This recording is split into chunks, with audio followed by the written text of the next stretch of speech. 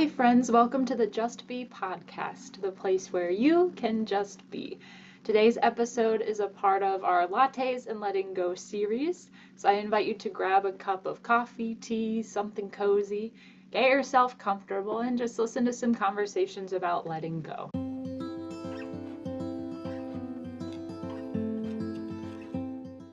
So today we're joined by Ashley. So, Ashley, if you can go ahead and introduce yourself to give listeners a context for your perspective. Yeah. So my name's Ashley. Um, I've lived in this area for about 13 years now and have just kind of bopped around different like spiritual communities and just kind of gaining insight and like connecting while also like having my own little internal experience with it. And so I never really like became a part of any like one community or another. Um, but hairstyling, like I knew from a very early age that I was going to jump into that. I've always been like a creative kid. Um, so I went to technical school, which took me all the way up till graduation, jumped right into it. Like I didn't assist. I just practiced on a lot of heads, a lot of willing heads. And just like, became better at that and then wanted to expand and through like my own spiritual journey and learning theta and reiki and um, just like gathering modalities, I was like, yeah, a lot of this stuff I can definitely share. And just feeling, and I know you feel this way too, but I think just feeling like a natural gift in those areas of like being able to hold space for people and like I love caring for people. I love servicing people. So I felt like it was a good blend of those two things where it's like technically creative with doing hair, but then I also get to feel honored when my clients share deeper parts of themselves or aspects they're struggling with. Yeah, I like that. I hadn't seen it as such a nice blend of the kind of the logical side of the brain and like the strategy behind pretty much every space that you're in, every modality that you use, but then like also the creativity that you get to pull on, which is a really cool Yeah. balance. Yeah, it's a In a nice. lot of Mhm. our conversations, and I'm sure through your work with clients, you talk a lot about feeling things very deeply and being a sensitive Mhm. soul and a sensitive person. So, can you share a bit about like your personal experience being someone like that who's living in this world? When I talk about these types of things, like I don't know if you feel this way too, but um it feels like an out of body experience, like almost like talking about somebody else. Um Mm-hmm. so it's very interesting. Like I when I think about my sensitivity, it's more sensory based. Like Ah, sounds are very loud. Um Textures, like being able to see like if a TV is on or the dryer is on or whatever, like being able to see waves coming off of these things.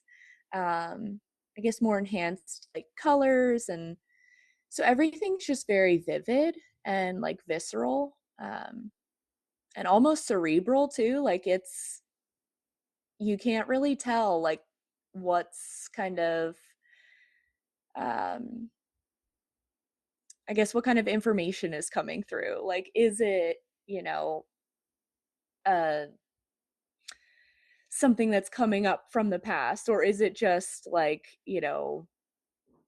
some mm-hmm. overwhelm or whatever it is.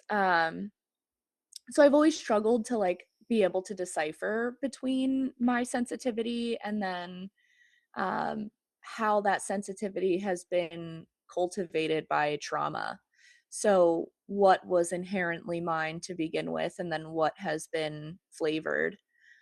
So like even as a kid, just always being very sensitive. Like I remember my mom always telling me this one story where I was in the back seat of the car and we're driving past this big open field And I just was looking outside and she goes, "You just blurted out, 'I died there one time.'"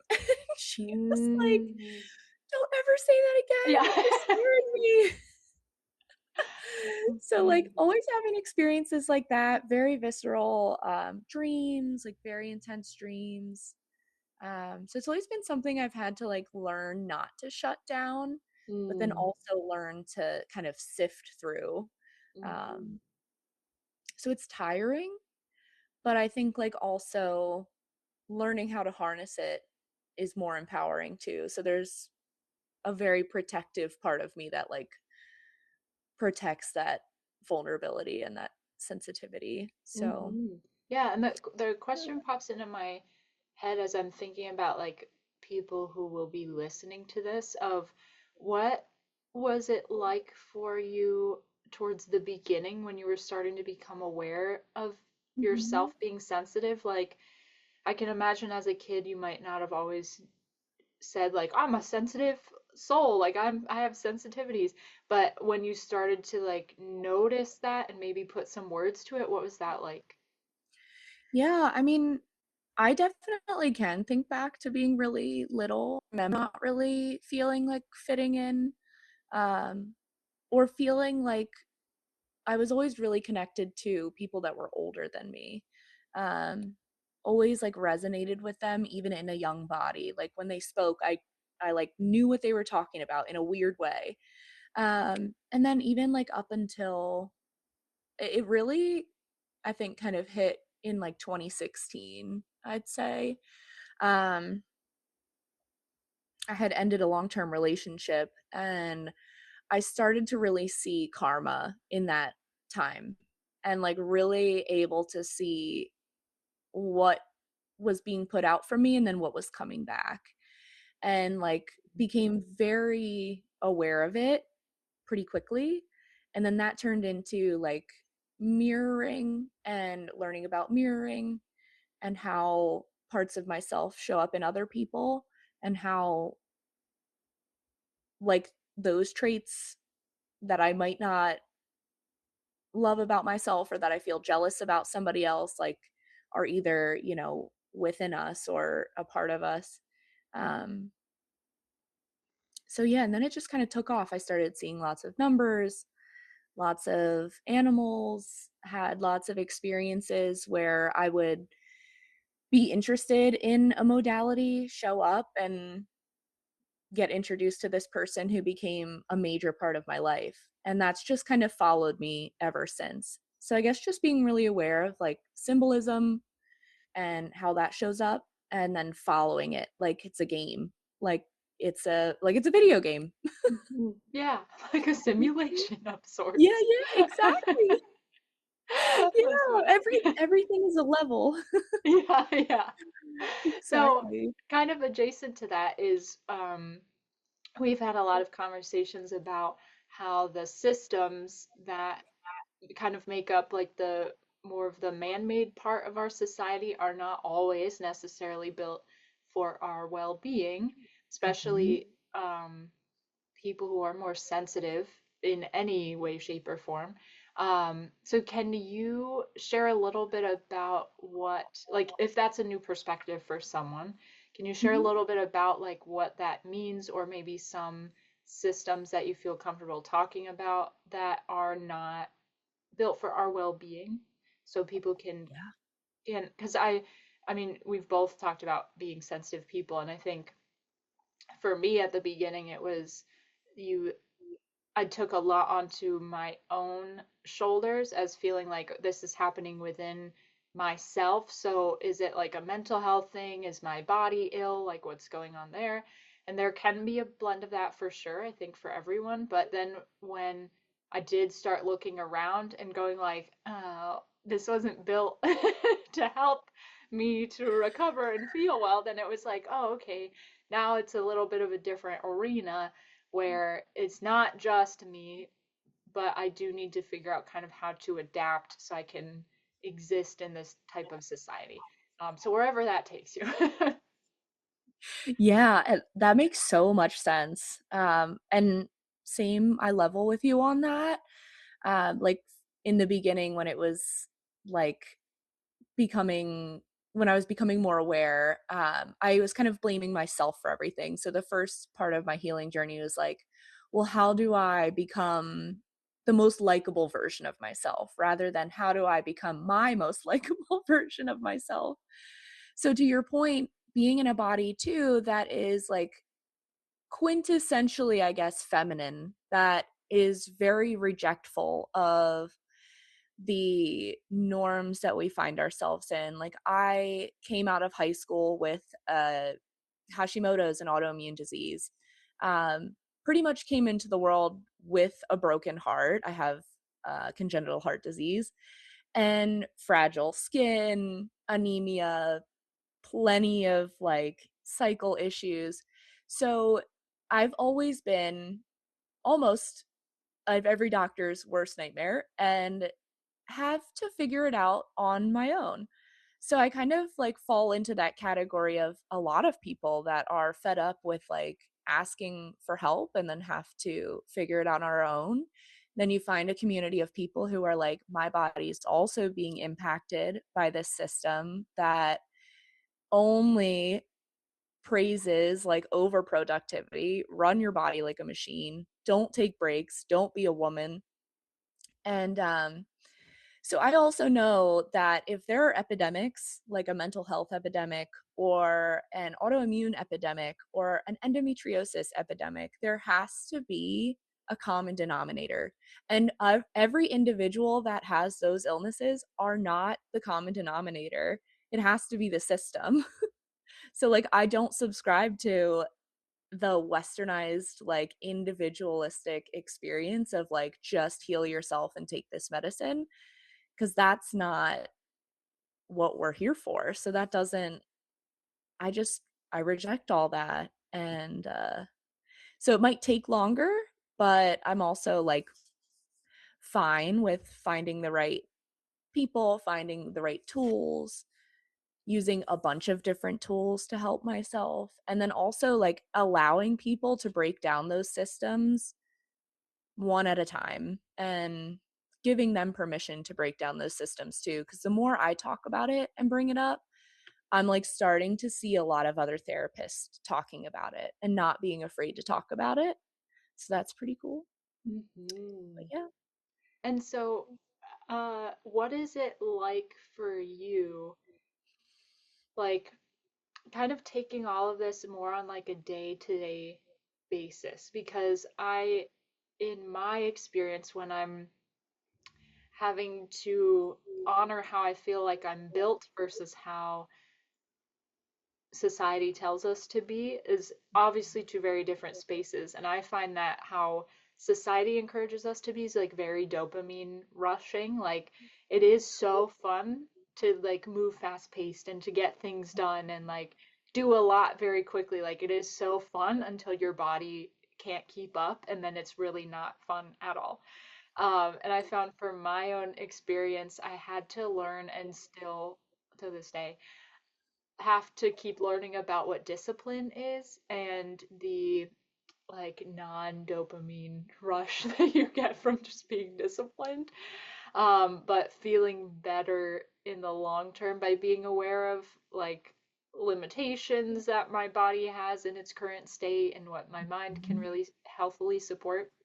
So I feel like there's some crossover between like the day-to-day routines or like areas that we need to be disciplined in as sensitive people, but it's also super subjective, I think, based on a lot of different things.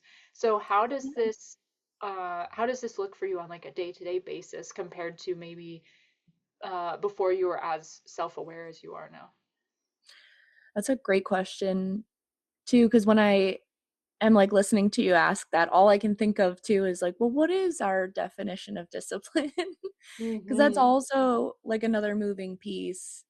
And I think, I've struggled with perfectionism forever. And also just the outward expression of perfection rather than like how do we cultivate that intrinsically.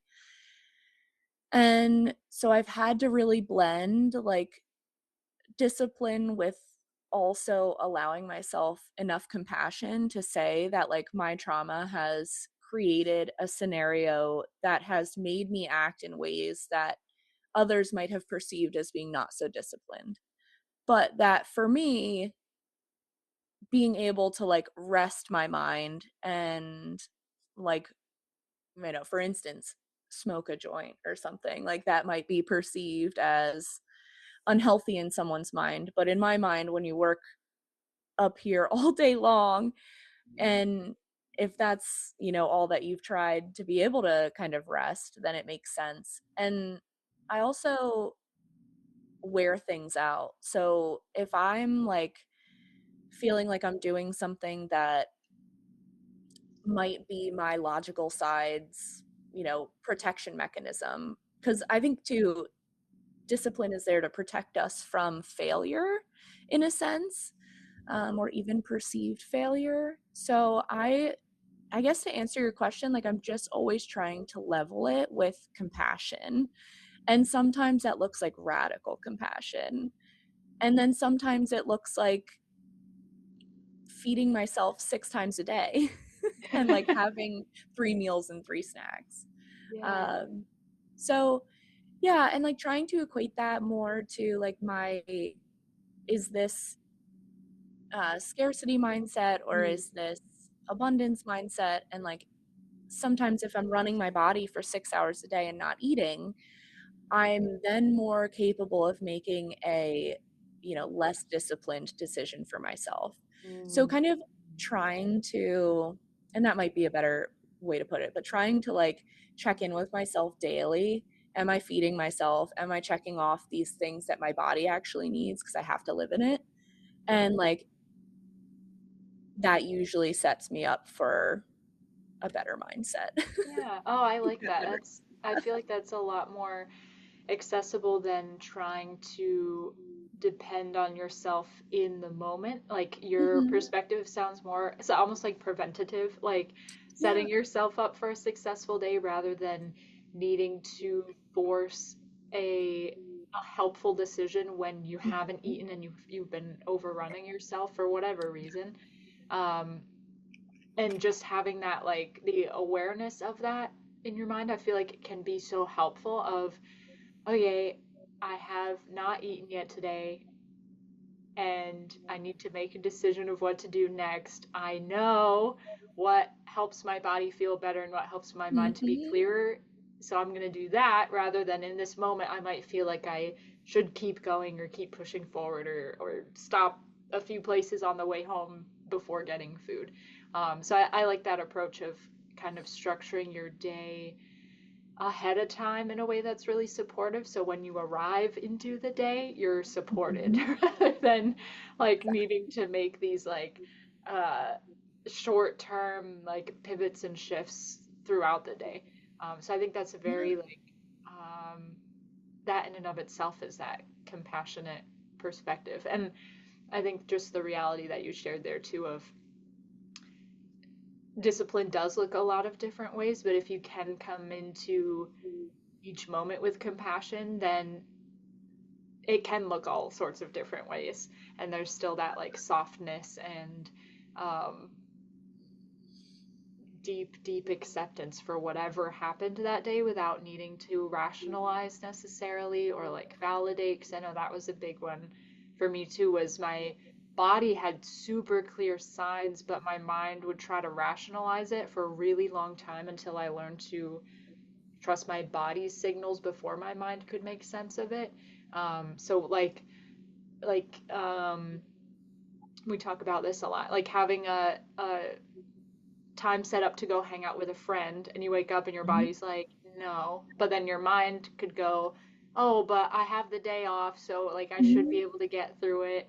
And we start to rationalize when if we just follow what the body wants, we feel really good.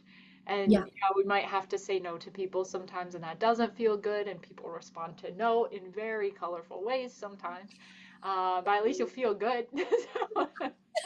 So, avoid a little bit. Oh my Uh, gosh. so for people who feel overwhelmed and don't feel like they fit in, to Mhm. this society and this world, what is something that you would want them to understand about themselves? That's a great question. Isn't So it? cute. Thank you. I love that. Oh man, such good questions. I think ultimately, and I'm sure you'll probably be able to level with this, but I think feel like ultimately it comes down to just trusting yourself. Like you just have to trust, and that's definitely the body too, like learning the body signals. Um, yeah, mine got shut down for so long. And then there was this guiding factor, which is spirit. And at least that's how I connect to it. But this guiding voice, this intuition that I've just luckily always been connected to.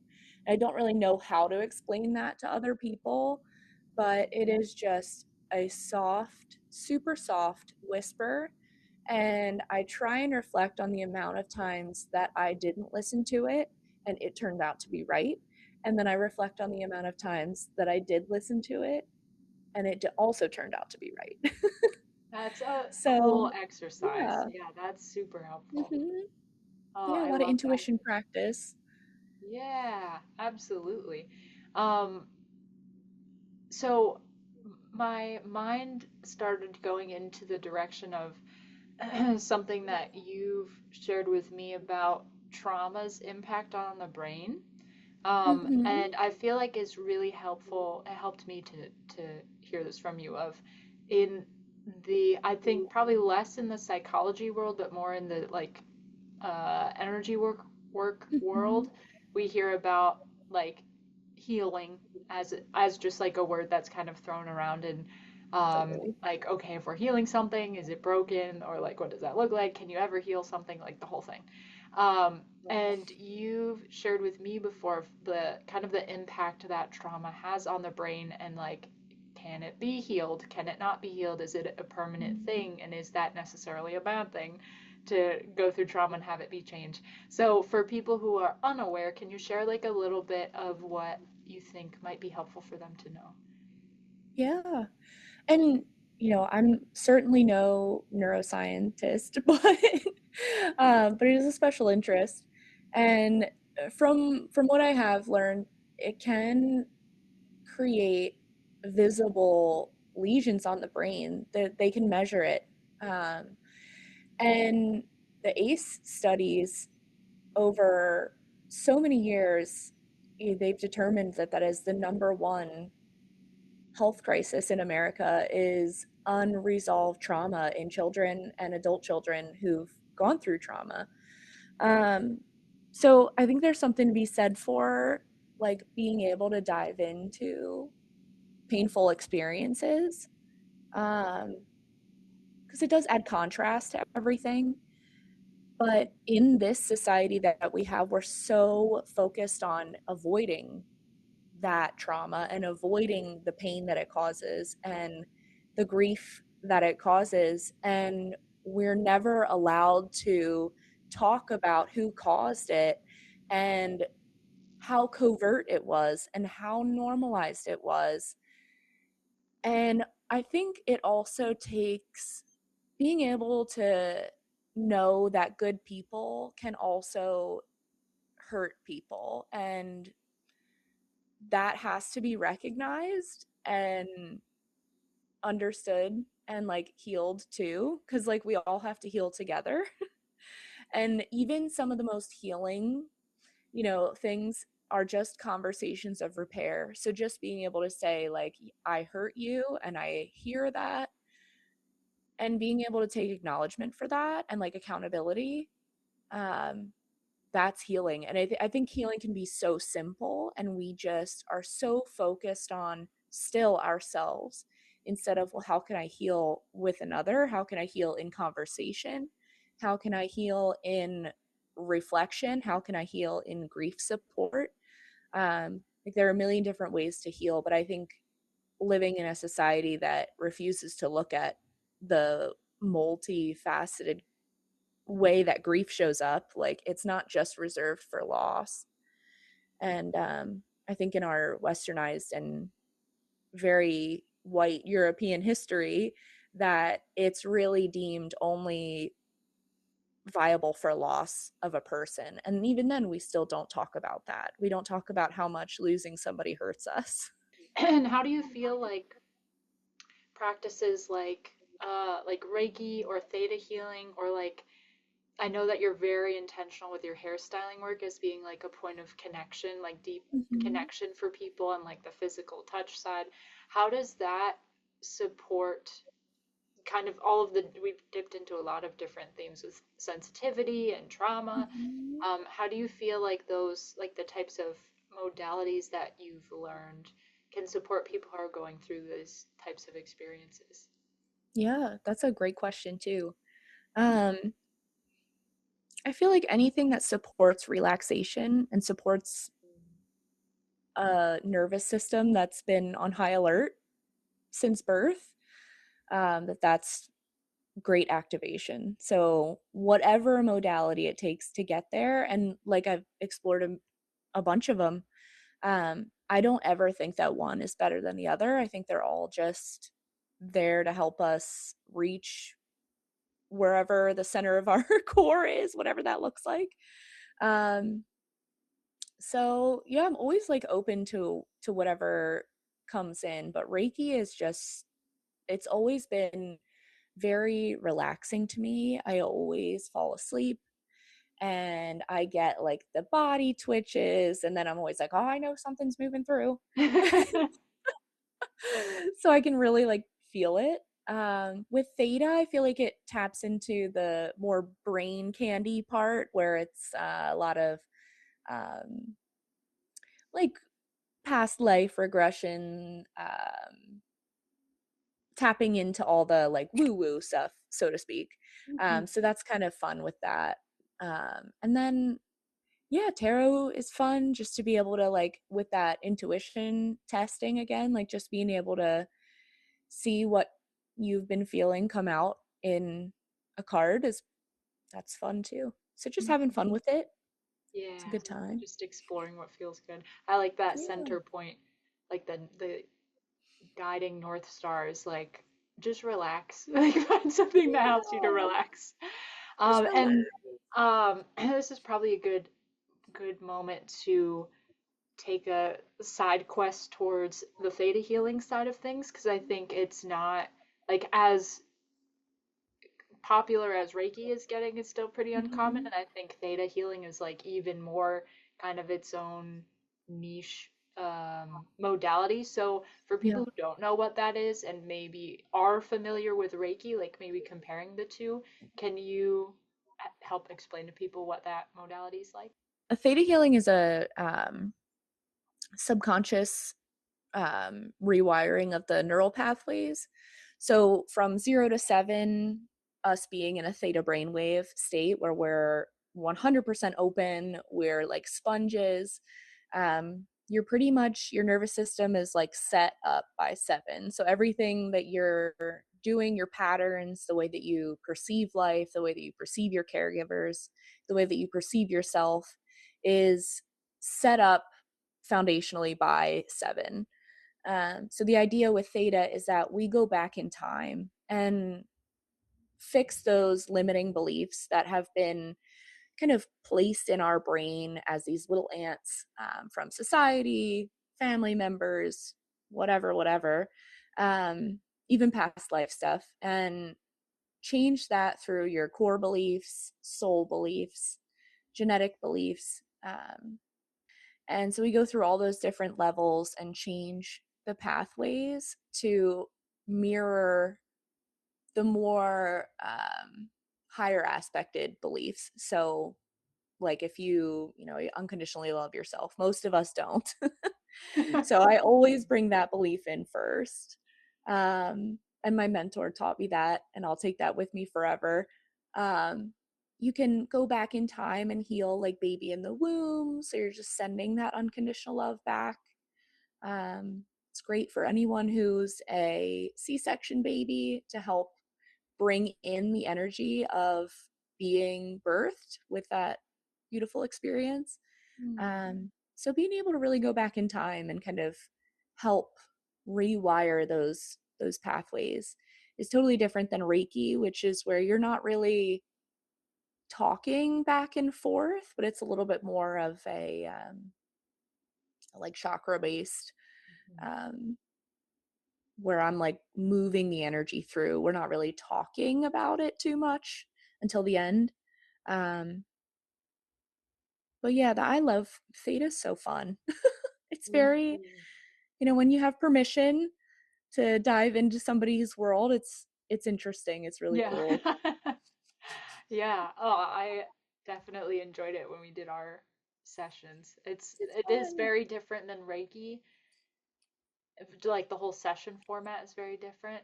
The feeling afterwards is similar in that I think Yeah. just Reiki being like a point of contact for energy work, you can tell that energy has been shifted, moved, supported, whatever word we want to use. And can theta healing be done virtually, like at a distance, like Reiki can? Yeah.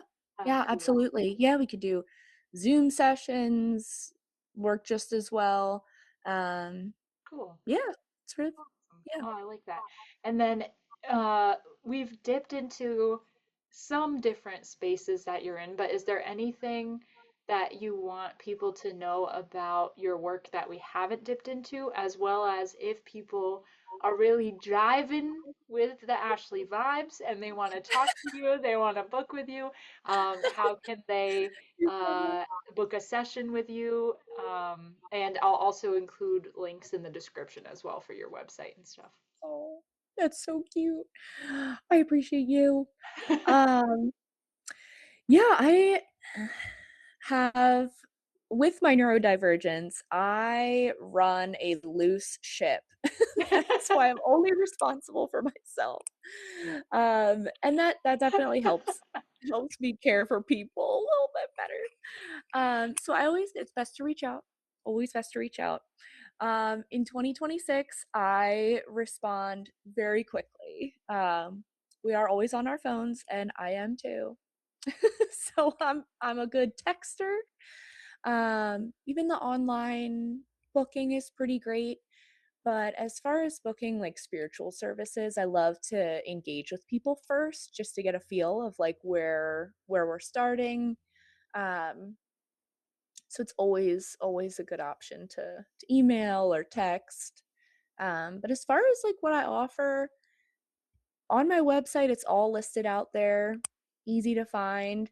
I feel like I blend most of all of them together anyway. There's never one or another. Um, so if you like that kind of like curated, personalized session, I guess that's me. Yeah, oh, I love that. Yeah, very on brand.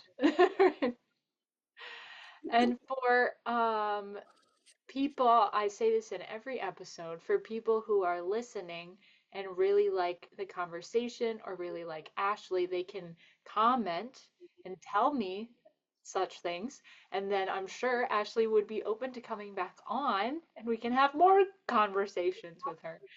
So I'm really curious as this kind of batch of episodes goes out, like like the questions that listeners would ask the guests that are on, because I'm excited to read that and see what questions people would ask the different Oh, individuals. I think that would be really cool. So, if people are yeah, really loving it so and they cool. have questions they would want me to ask Ashley in another episode, they can certainly do that.